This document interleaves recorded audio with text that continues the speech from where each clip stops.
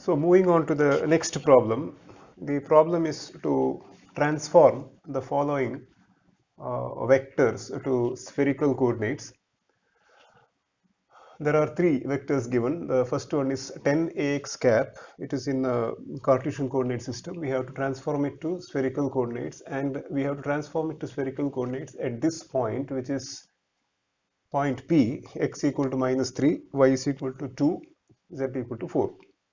And the second vector is 10ay cap at the point Q. We have to transform 10ay cap to spherical coordinates at the point Q given by rho equal to 5, phi equal to 30 degrees and z is equal to 4. So this point is given in the cylindrical coordinate system, and the third vector is 10az cap, and we have to transform it to spherical coordinates at the point M given by r equal to 4, theta is equal to 110 degrees and phi equal to 120 degrees. So this point is given in spherical coordinates.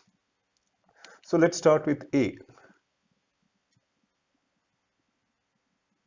The first vector 10ax cap. Let's find out what is its r component. So we are transforming that to spherical coordinates. So we know that there is an r component, theta component and phi component to be found out. So the r component will be 10ax cap dot ar cap, and from the solution of the seventh problem we had formed a table wherein we had the dot products, the 9 possible dot products between the unit vectors in the Cartesian coordinate system and the spherical coordinate system. So if you take a look at that table, you can see that ax cap dot ar cap is sine theta cos phi. So this becomes 10 sine theta cos phi, because ax cap dot ar cap is sine theta cos phi, and this theta and phi we have to find from the point P at which we are supposed to find the spherical coordinate representation of this vector. So this we will draw a rough sketch here of point P. We'll have a very rough sketch so that we'll get an idea what is theta and phi. So these type of sketches will always help. Sometimes they may save us from making some silly mistakes. This is the x-axis, y-axis. So I extend this here to the negative side. So x is equal to -3, y is equal to 2, x is equal to -3, y is equal to 2. So that will be somewhere here, this point, that is x -3, y 2, and z is equal to 4, say somewhere here.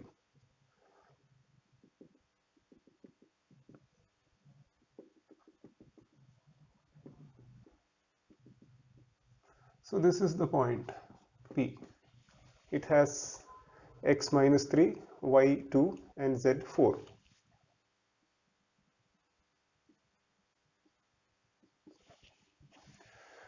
And we know that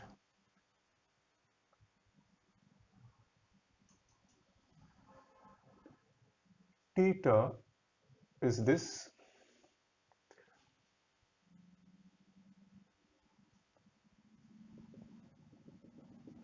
this will be the projection of this, and this will be phi, this will be phi, and of course this, the length of this will be r, the length of this will be r, and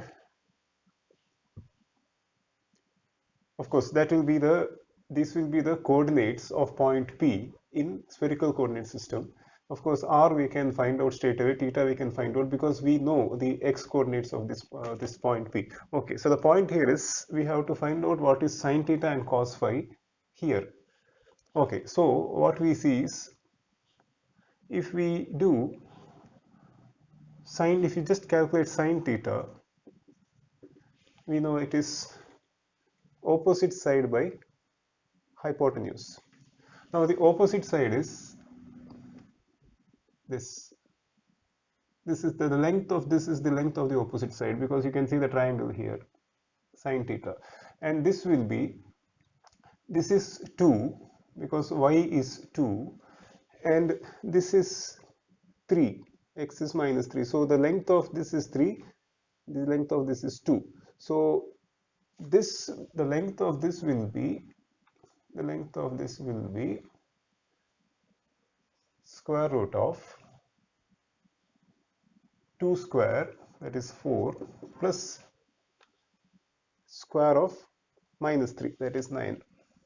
Square of minus 3 or square of 3, because that is it's the length that really matters, and that will be divided by, this is the opposite side, by the hypotenuse. Now hypotenuse will be square root of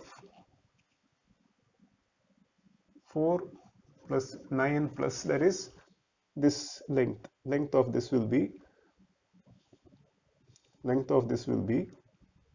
square of this plus square of this, and square of this is 4 plus 9, we have already seen.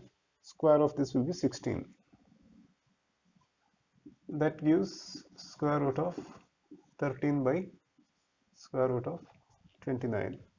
Square root of 13 by square root of 29. And similarly, we see that this being phi, and hence this angle, that is, if you view at this right angle triangle, this angle is phi minus 90, because this is phi in all and this is 90, so this will be phi minus 90. And we see that sine phi minus 90 is equal to sine phi cos 90, which is 0, minus cos phi sin 90, which is 1. So this is minus cos phi. So if we can find out sin phi minus 90, we will get minus cos phi. And this right angle triangle, if you concentrate now, sin 90 minus sin phi minus 90 is opposite side by hypotenuse. That will be, this is 3, though it's minus 3, its length is 3, so opposite side by hypotenuse. And this length we have already found out, because this length is the same as this length, and this we found out to be square root of 4 plus 9. That will be, so minus cos phi is 3 by root 13, which means that, so minus cos phi is 3 by root 13, and it means that 10 ax cap minus ar cap is equal to 10 sin theta, which is root 13 by root 29, into cos phi, which is minus 3 by root 13. That turns out to be minus 3 by, rather minus 30 by root 29. So this way we get the r component of this vector at the point x equal to minus 3, y is equal to 2, and z is equal to 4. Now we have to find out which is the theta component.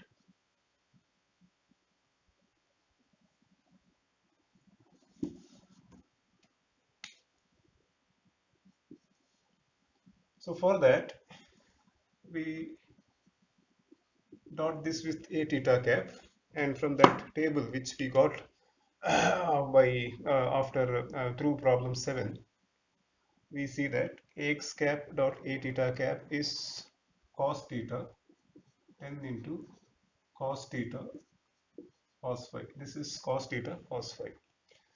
That will be 10 into, so again cos theta is adjacent side by hypotenuse. This is the adjacent side, this is the hypotenuse. This is the right angle triangle under consideration. Cos theta is adjacent side by hypotenuse. That will be 4 by, and this we have already calculated to be square root of 4 plus 9 plus 16. So that gives us 13 plus 16, 29. Square root of 29.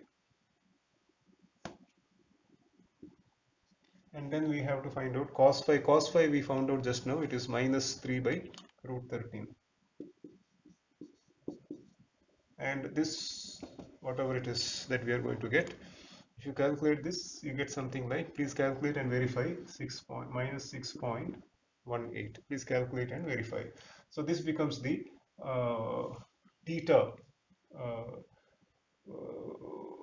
the theta component of 10ax cap at the point x minus 3, y is equal to z is equal to 4. And the r component we had already found out to be minus 30 by root 29, which incidentally happens to be minus 5.57. Please verify the result. And finally, we have to find out the, so r theta phi component. So for that, we dot ax cap with a phi cap, and ax cap dot a phi cap is minus sine phi minus 10 sine phi. And again, this you can, we have solved the problem through the solution of problem 7. We had arrived at the table, as I said at the beginning. From that table you can see that ax cap dot a phi cap is minus sine phi cos phi minus 90. Cos phi minus 90 is cos a cos 90, which is 0, plus sine a sine 90, which is 1. So cos phi minus 90 will give us sine phi, and this being phi minus 90, cos phi minus 90 will be, which is equal to sine phi, will be equal to opposite side, or rather adjacent side, because you are doing cos phi minus 90. Adjacent side is 2 by hypotenuse is this, which is the same as square root of 29. So we see that 10ax cap minus a phi cap is minus 10 into sine phi, which is 2 by square root of 29, which is 20 by square root of 29, and that uh, turns out to be,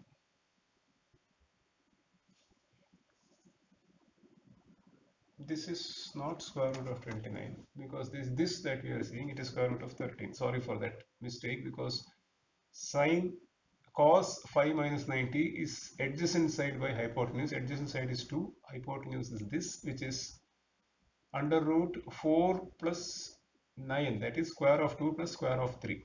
So it is square 13, square root of 13. Sorry for that mistake. And this turns out to be minus 20 by root 13, which is minus 5.547. Again, please verify the final answer. So we have now with us the solution to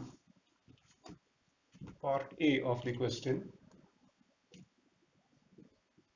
10ax cap is the same as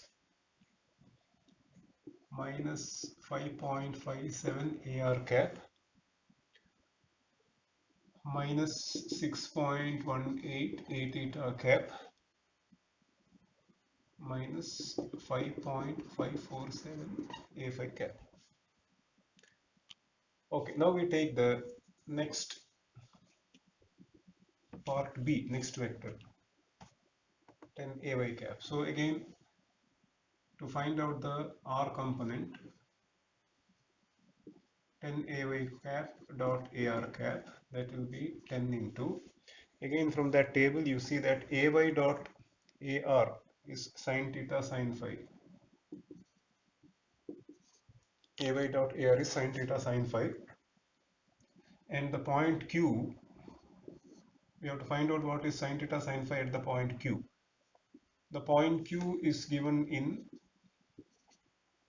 cylindrical coordinates. It is rho equal to, so phi equal to 30 degrees,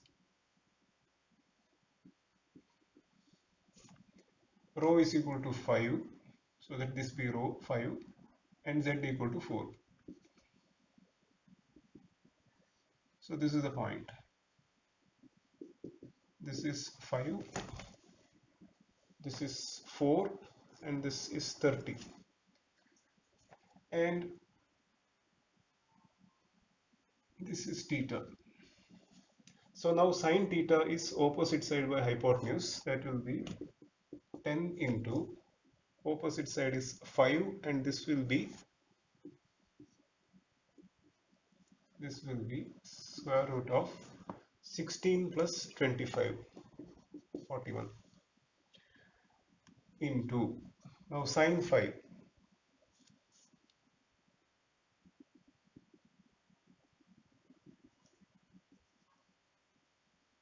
sine 5 will be the sine of 30 degrees. We don't have to worry much here, of course, and even from the figure you can see that sine 30 is indeed the projection of 5 onto the y-axis. So sine 30 we can calculate, and 5 being 30, sine 30 is of course 1 by 2.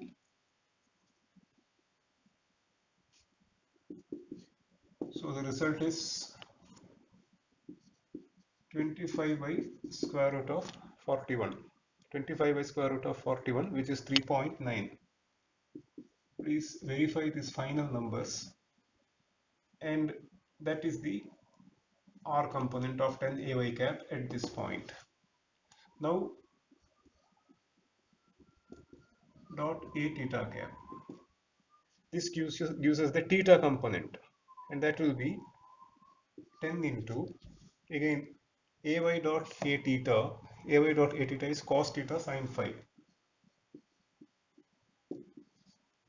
That will be 10 into, now cos theta is adjacent side by hypotenuse, so 4 by square root of 41. Cos theta is adjacent side 4 by hypotenuse. This has been found out to be square root of 16 plus 25, which is square root of 41, into sine phi. Sine phi we already have with us, it is 1 by 2. So this will be 20 by square root of 41. 2 and 10, this becomes 5, 5 into 4, 20. So 20 by square root of 41, which is 3.12. Again, check the final number, 3.12. And finally, 10 ay cap dot a phi cap. So R component, theta component, phi component. So 10 ay cap dot, again, ay cap dot a phi cap is cos phi. Cos phi is cos 30, which is root 3 by 2, and that turns out to be 8.66.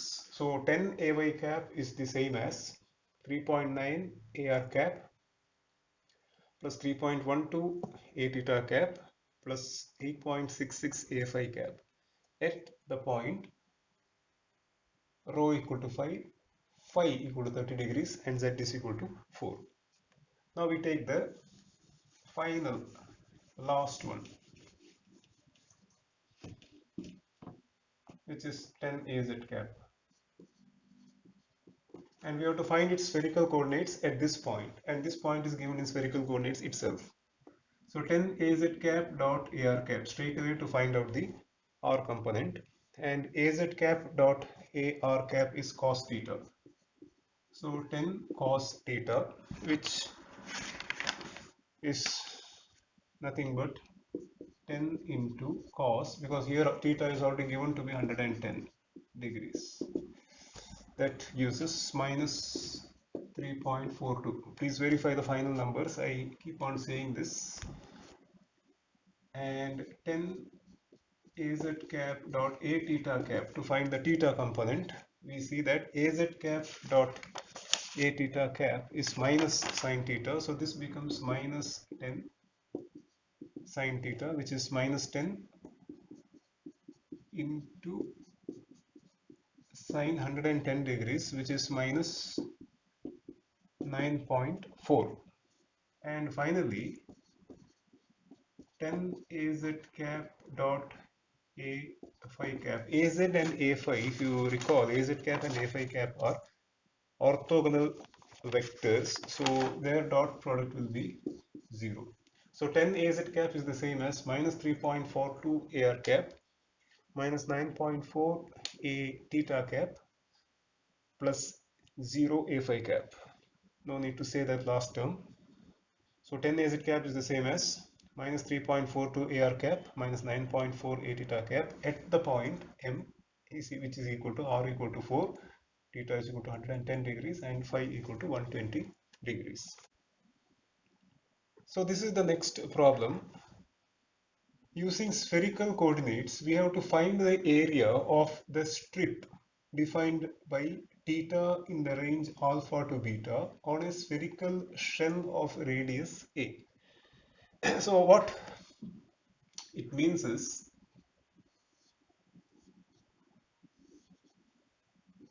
visualize a spherical shell of radius A, and on that let's roughly sketch that spherical shell.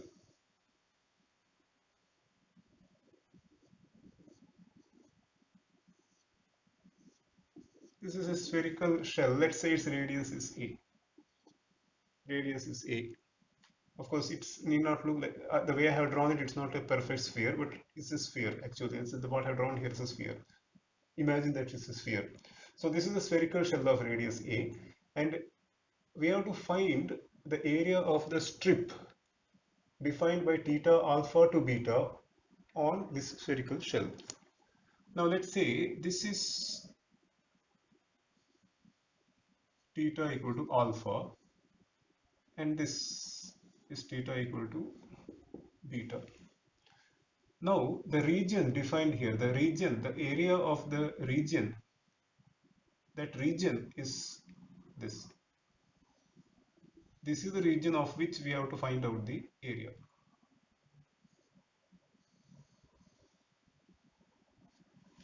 So if I now remove the part of the sphere which is not required, we have the situation like this. This is the spherical shell.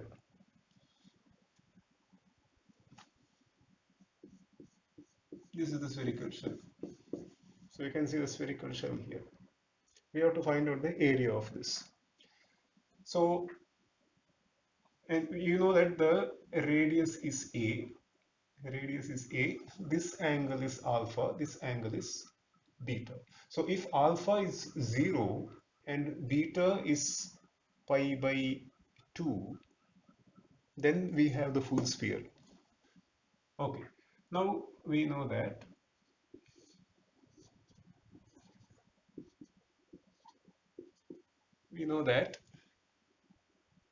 if you take an infinitesimal surface here, which is at a distance a from the origin, and angle theta, we know that this will be a d theta. This will be a d theta, and this will be, since this angle, so this being a sine theta and this being a d theta, the area of this will be, and of course this being a sine theta, this will be a sine theta d phi. A sine theta d phi. So this is phi, of course, a sine theta d phi. So this being a sine theta d phi and this being a d theta, the area of this tiny increment in the infinitesimally small element area will be a square sine theta d phi, which means that the area of this strip will be equal to a square sine theta d phi integrate from theta equal to alpha to beta and phi going from 0 to 2 pi, and you can easily show that this is equal to a square. A square will be a constant, it comes out. Integral d phi, 0 to 2 pi is 2 pi, and integral sine theta is minus cos theta, and the limits of integration alpha to beta, that gives 2 pi a square cos alpha minus cos beta. So this is the area of this strip, and we can see that if, as I said a short while ago, if alpha equal to 0 and beta equal to pi, we see that if alpha equal to 0 and beta equal to pi, this strip becomes the entire sphere. So if we substitute alpha equal to 0 here and beta equal to pi, we should get the area of the entire sphere, which indeed is so, because when alpha is 0, cos 0 is 1, beta is pi, cos pi is minus 1, so it becomes 1 minus minus 1, which is 2, and we get 4 pi a square, which is nothing but the surface area of the sphere, and this is equal to this only when this is true. So this completes the solution of this problem, and in the next video we'll take problems from Coulomb's law and electric field intensity.